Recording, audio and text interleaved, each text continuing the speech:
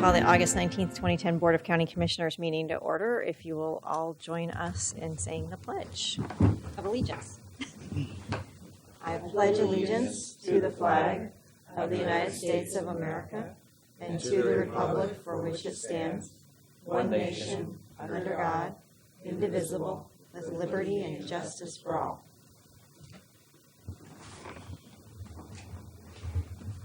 All right, so the first thing on our agenda today is reading and adoption of a land use ordinance. We have Dan Chandler here from County Council to help us through, and it's ZDO 225, an ordinance amending Chapter 5 of the Clackamas County Comprehensive Plan.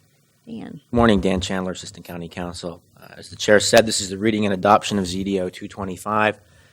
Minor changes to our comprehensive plan to provide for interchange area management plans, or IAMPs.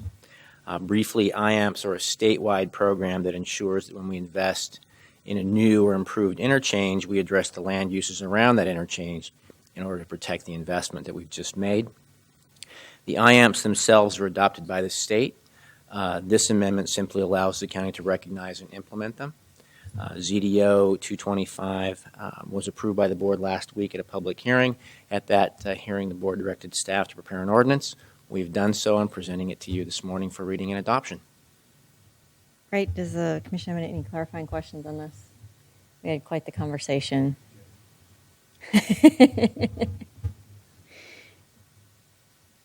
Any clarifying questions? Okay. With that, I'll ask for a motion. Chair Peterson, I move we read zoning and development ordinance number 225 by title only. It has been moved by Commissioner Austin and seconded by Commissioner, did I get a second? Leininger. Leininger. Okay. I just moved right on through that. It's been moved by Commissioner Austin and seconded by Commissioner Leininger that we move to read zoning and development ordinance number 225 by title only. Any further discussion? All those in favor say aye. Aye. All those opposed? Any abstaining? The ayes have it and the motion is approved. Mary, as our clerk, will you read You bet. ZDO 225 by title only? Ordinance number ZDO-225, Interchange Area Management Plan Implementation An ordinance amending Chapter 5 of the Clackamas County Comprehensive Plan. Great, thank you. Ask for a motion now to adopt ZDO 225. Madam Chair, I move that we adopt CDO 225. Do I have a second? I'll second. It's been moved by Commissioner Bernard and seconded by Commissioner Austin. Any further discussion? All those in favor say aye. Aye. All those opposed? Any abstentions? It is approved. The ayes have it, and the motion is approved. Thank you, Dan, for walking us through that. Part of that was to make sure that as we move forward with projects with the state, like the Sunrise, that we are able to move forward on interchange access management plans. So that's helpful. Next on our agenda is the Housing Authority Consent Agenda. We have Erica Allison, who is joining us as part of that board, to move a consent agenda. Do I have a motion to approve? Yes, I move for approval.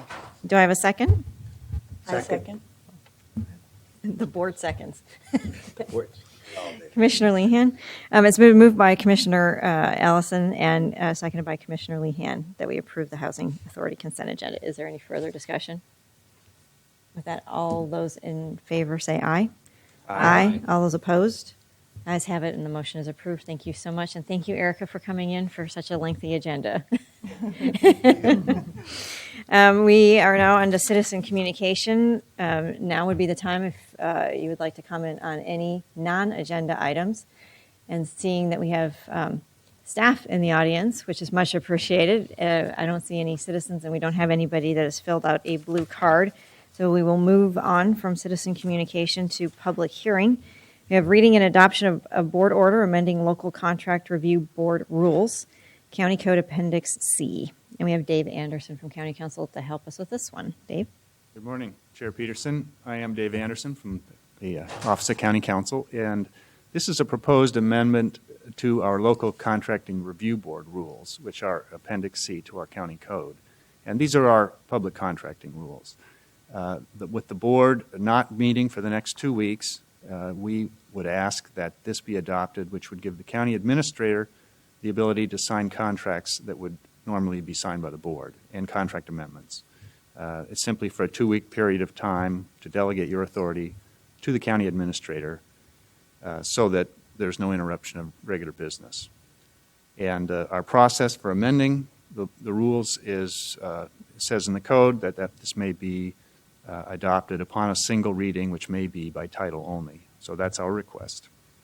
And for further clarification, those contracts would then come before the board then for final approval? No, but the county administrator will have to make a report to you about the contracts that he has signed on your behalf during that 2-week period of time. Okay, thank you for that clarification. Any other clarifying questions by Commission? Okay, great. This is a public hearing, and if there's anyone who wishes to come forward and testify on these changes, now would be the time. Seeing no one coming forward and having no one signed up for a public hearing, I will ask for a motion to read the board order by title only. Madam Chair, I move we read the board order amending local contract review board rules, County Code Appendix C by title only. I have a second. I'll second. It's been moved by Commissioner Bernard and seconded by Commissioner Austin. Is there any further discussion? Commissioner Bernard. Well, I guess my question is, do we have any anticipated contracts that we're anticipating on signing that we might know about before we leave? Or?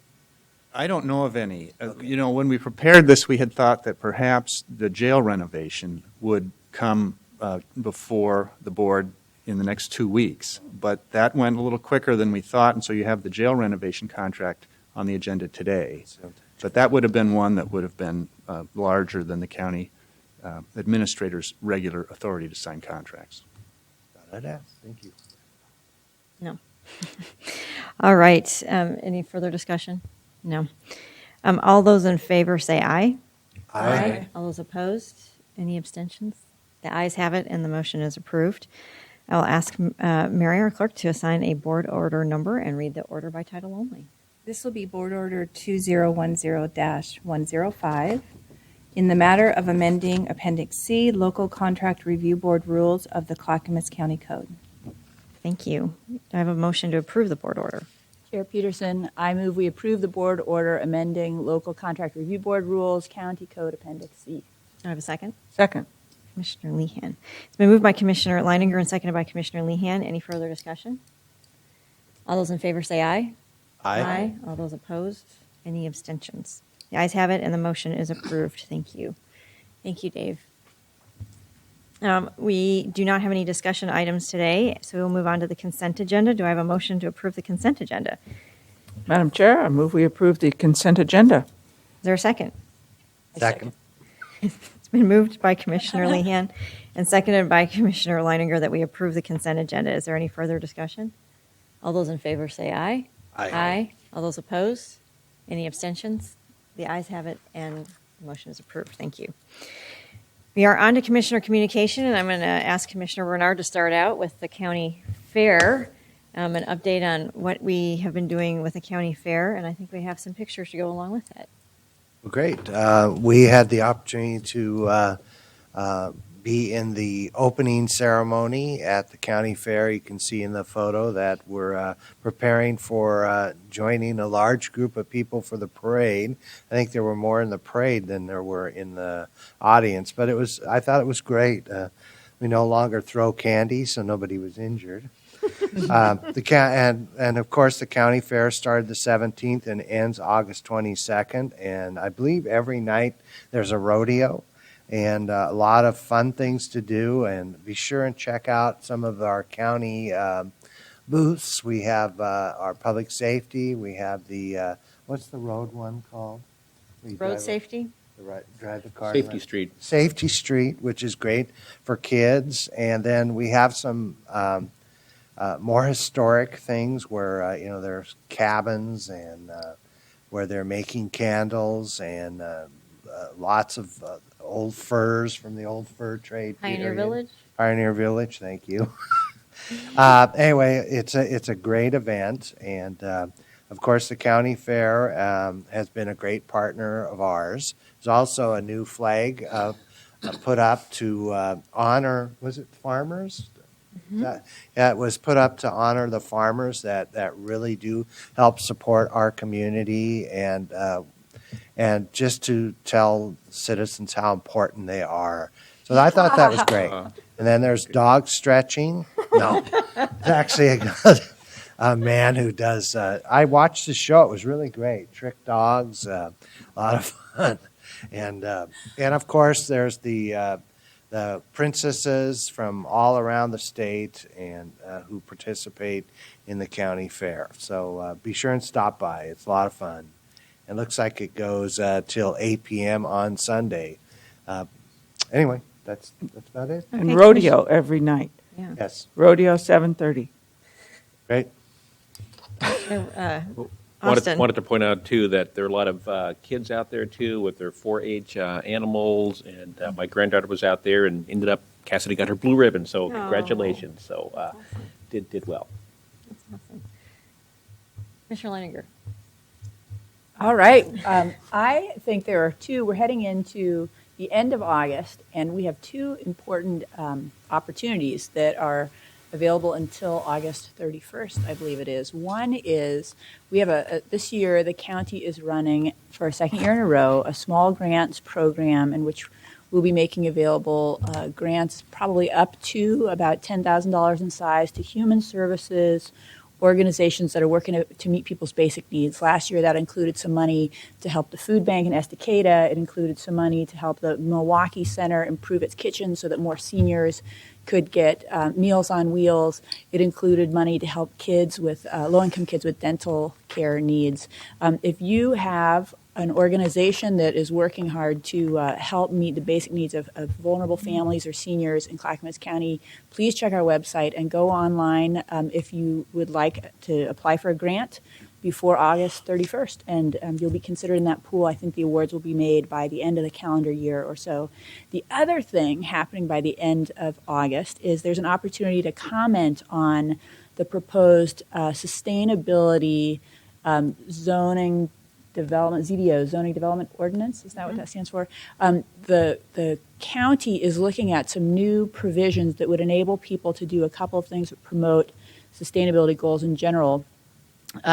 And one is things like having community gardens in some new places, being able to have rainwater harvesting or solar panels as of right in some new places. A number of interesting things that that we're considering to try to help individual families and homeowners and property owners' efforts to have more sustainable communities. And so you can comment between now and the 31st on those, and then there will be many other opportunities to comment, but then it will go to the Planning Commission, I believe, in the fall. There will be more opportunities for comment and testimony, and then by around January, it will come to the Board of County Commissioners. So this is not the only opportunity, but between now and the 31st, you have an opportunity to comment on those proposed ordinance, which is available online on the website. Thanks. Oh, and there it is. Was there any other commissioner comments besides the fair? Commissioner Austin? I just wanted to mention that I was at a community meeting in Damascus. I think it was Tuesday night. It was termed Envision Damascus, and Damascus is they're a city for about a little over 5 years now. They've been working on their comprehensive plan, and this is a meeting with their community members to give a lot of feedback from the various coffee clatches they've done over the last probably 9 months to a year about their comprehensive plan that is under preparation right now. They're getting very close to coming to approval and fruition of that plan, probably November, December timeframe this year. They should be able to have the Planning Commission have hearings and eventually the City Council approve a map. They have two alternatives right now that are a little bit different, and they may end up taking the best from each of those plans depending upon all the comments they get through their hearings process. So it's really exciting to see them finally come to this particular point in their planning process. Then the hard work starts afterwards in terms of getting their zoning all figured out once their comprehensive plan map is completed. But they had a really good turnout on a Tuesday night, on a very warm Tuesday night, I may add. So I wish them well as they continue their planning process and approve their comprehensive plan. Commissioner Wiegand? I don't have anything this week. Okay. I was just going to let you all know that we're still working on a financing plan to deal with the gap for Milwaukee Light Rail, but it's moving in a positive direction. There will be a series of cuts made to the project equal to the amount of money that we'll probably need to also raise. So about $90 million in cuts in order to make Milwaukee Light Rail move forward, but also $90 million in fundraising, which sounds a little insane, but for every cut that you make, you actually lose the federal match.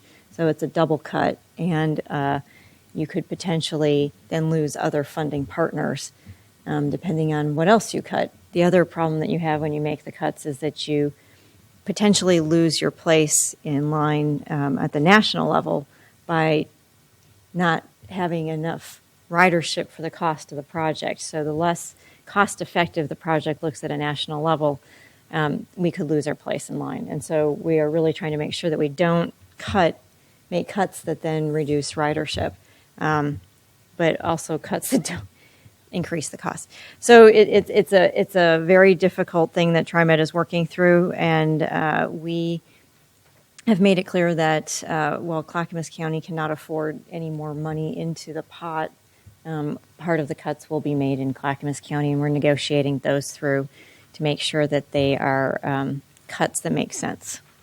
So, And Chair Peterson, the reason for the shortfall originally was the change in formula from the federal government. In other words, it was not a cost overrun. Correct. Instead of a 60-40 match, it's a 50-50 right now. Right. So the federal government, feeling as though they need to tighten their belt as well, has always provided the Portland region with a 60-40 match, 60% federal, 40% local. And on transit projects, all highway projects are actually an 80% match by the federal government, 20% match at the local level. So because of the tightness of resources, they have gone to a 50-50 match no matter who you are and how good your project is. And that left a gap in funding at the local level of $137 million. So in order to figure all this out, it's a lot of cuts, but it's also a lot more money. So we're figuring that out. And I think we have some good ideas on the table that we're pursuing, and hopefully I can bring to you and give you a full update in study session. But Milwaukee Light Rail being a very important part of our transportation investments for the future in the urban area. So I think that's it for the day. Steve. I do have one thing. Okay. I just want to note one of our important partners is Tualatin Valley Fire and Rescue, and their chief is retiring in the near term. That is Jeffrey Johnson. He has been the chief there since 1995. TVF&R provides an important service in our southwestern area, both the unincorporated area and the cities of Wilsonville, the Tualatin portion in Clackamas, and West Lynn as the fire service. They have a great reputation, and Chief Johnson's done a great job over the years, so we're sad to see him leave, but wish him well. And I think it's actually today some of the recognition is going on, so we'll be attending that. Oh, good. Yeah. Chief Johnson has been a good partner, I Good think, partner with those and- communities, and we very much appreciate his work. Yeah. I remember the first time I met him was at a Wilsonville high school football game. I sat down next to him, not knowing who he was, and looked at the field and said, well, obviously Wilsonville isn't playing Roseburg. And he said, well, why do you say that? I said, they don't look beefy enough. And he said, that's right. I played for Roseburg High School. He did. So he's a strong dude. So anyway, he's done a good job over there, and we very much appreciate it. And I'm glad that we'll be over there as a board and representation for all that work. So thank you. If there is no further business before the commission, we are adjourned.